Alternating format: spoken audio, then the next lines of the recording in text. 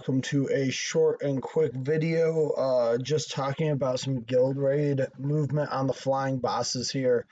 So as you can see, I believe this is the epic 2 encounter of the current season, and this is with a right hand start, and you can see the starting positions of our heroes as well as the starting position of the boss here.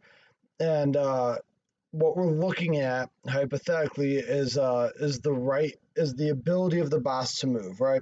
So the boss has to land someplace where it is on even ground. This is what a lot of people haven't realized, and this isn't just for the flying boss, this is actually for the ground boss as well.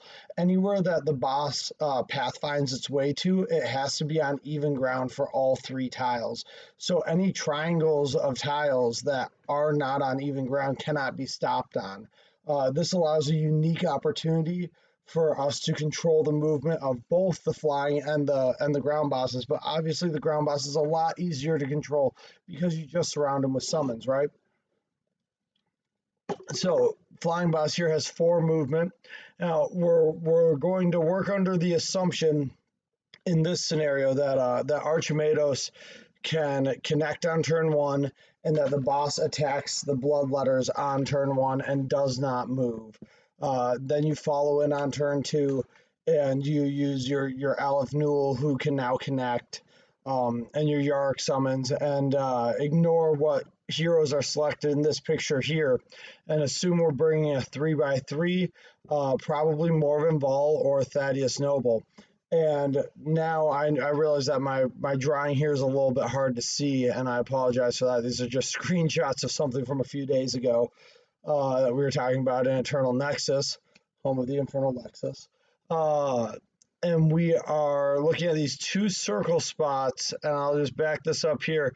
You can see the potential landing spots within 4 movement. Aside from the grass to the left of the boss, these 2 spots are the spots that if you cover with a 3x3 hero, I say a 3x3, you really just need a 3 range hero, and you put any hero there at all. You just won't be able to attack the boss if it's not a 3 range hero. So Makotep is an easy choice because he can attack the boss from one of these spots. And another couple of easy choices would be Morven Vol or Thaddeus Noble. Morven Vol, her active ability has blast damage, therefore it ignores the swarm effect of guild raid summons by flying bosses, right? So any swarm effect, whether it's laser cannons, the Tyrannid swarms that these guys summon or that are in Onslaught, or scarabs in the Indomitus campaign, all of these swarm effects and 2-man team effects are ignored by blast damage, and so a 1-hit attack with enough damage can actually kill the entire unit in 1 hit if it's blast damage. Now, Morven Vol has a unique ability to not only do blast damage to 1 enemy, but to an entire pile of enemies, up to 7 total, both a targeted tile as well as 6 adjacent tiles. Now, this can mean that if you're having a really good run on a map like this, you're going to have your Archie and your Yarick on the left side behind Yarick summons. You're going to have Aleph Newell, a bunch of bloodletters and a bunch of scarabs and melee with the boss. Up top, you have Thaddeus or Morven Vol. Thaddeus's regular ranged attack is blast damage as well, as is his active. So not nearly as quickly as Morven Vol's AoE, but more consistently in every turn. Thaddeus can also knock out scarab swarms. And then Makotep staying these circle spots. This will prevent the boss from ever moving so long as your summons don't pull off and allow the boss movement up top. Now, I realize that with a bunch of summons all over the board, a little bit of movement might not seem that dramatic, but what ends up happening is if this boss moves onto the left side of the map here and all of your summons chase him down, they end up in a semicircle above the boss and no one's hitting from those bottom tiles, and that's the damage that you're losing every single turn.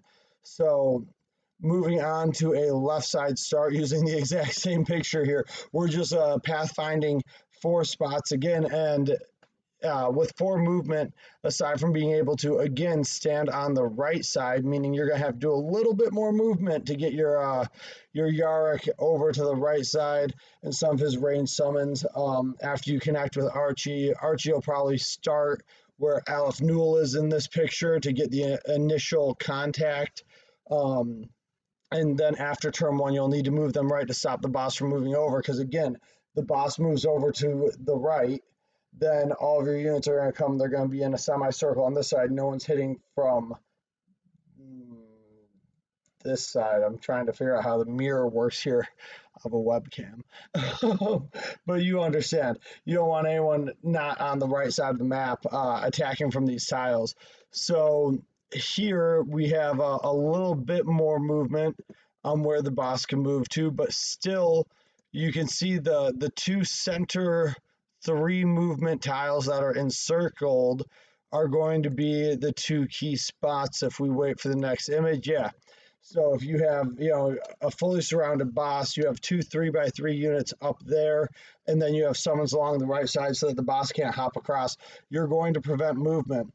Another really important thing to know about these flying bosses is that when they summon the swarms, the Ripper swarms, if you step on those locations, the swarms will not spawn. Now, this is a very very niche sort of situation. But for now, with silver 2 rank heroes against legendary Ripper Swarms, we can't kill them even using blast damage because they're just too much armor, too much health. And then they have so many hits and they're just ripping through our units and our summons, right? So it becomes a war of stepping on where the boss is trying to summon the Ripper Swarms from, while our summons try and continue to do all the work for us on damaging the boss. Now, in that situation, yes, obviously the boss is going to hop around because you can't keep your 2 units where you need to keep your 2 units, nor your 2 range units like Yarick and Archimedos, where they need to be to stop the boss from moving completely. However, if you're vigilant and keeping a couple of units near the top side of the map and probably 3 units on the far side of the map away from the boss, you can pretty vigilantly step on the Ripper Swarms on the turn that they're spawned. You do lose some damage from your heroes, but as we know, most of our damage is coming from summons right now. So this was just a topic happening on the official Discord, and I wanted to put together a little video and show you guys how we can take a look at doing some more damage there. So I hope this helps you guys in your guild raid. Happy hunting. And like and subscribe for more. Thanks, guys. Have a good one.